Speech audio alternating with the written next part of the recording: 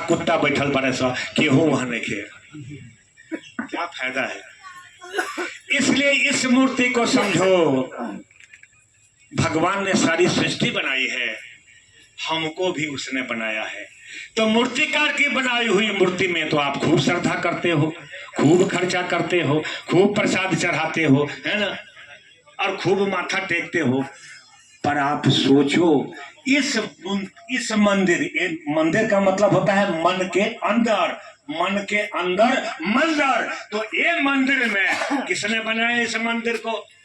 उस मंदिर को कंक्रीट ईंटा से हमने बनाया, इस मंदिर को भगवान ने बनाया, सच्चे वो परमपिता परमात्मा ने बनाया, और बना करके इस मंदिर में खुद ही बैठ गया।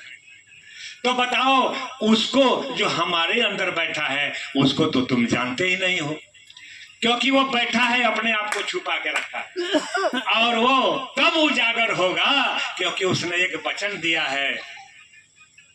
18वां अध्याय में कृष्ण सब कुछ बताते हुए कहते हैं अर्जुन से कि नाना शास्त्र पठे न लोके नाना देवत्व पूजनम आत्मज्ञान बिना पाप सब कर्म समर्थ।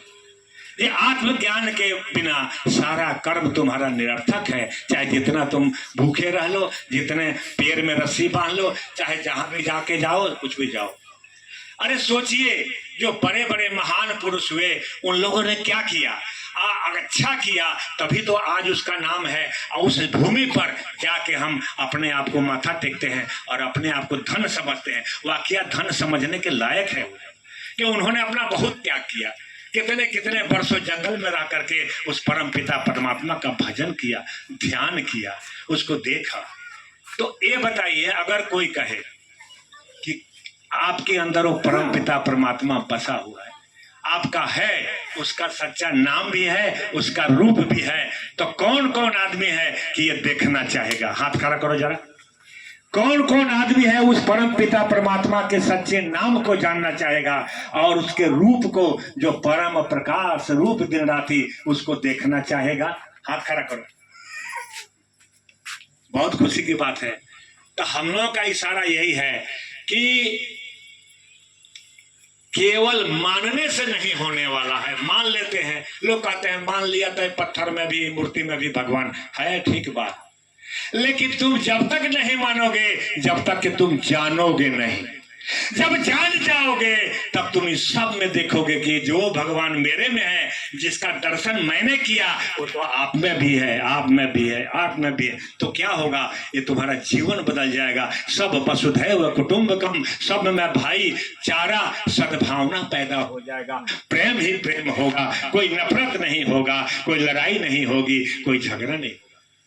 अच्छा, अभी देखा नहीं कतरा केहू प्रेमी बालू सत्संगी लोग केहू मार पिटाई करे गई ला, कहे लाठी चलावे ना ना, दूगो पतवो सहल या तो ही बरकर रहो, है ना, बात साल। प्रभु ने हमको, अच्छा एक बात बताता हूँ प्रैक्टिकल।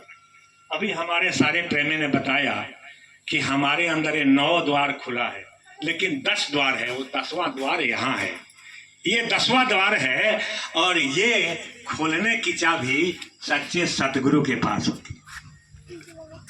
तो जब तक उनके शरण में जाएंगे नहीं, तब तक ये खुलने वाला नहीं है। पर इसका आभास आपको होता है, जो मैं कहने वाला हूं उस पर ध्यान दीजिएगा। अच्छा ये बताइए, के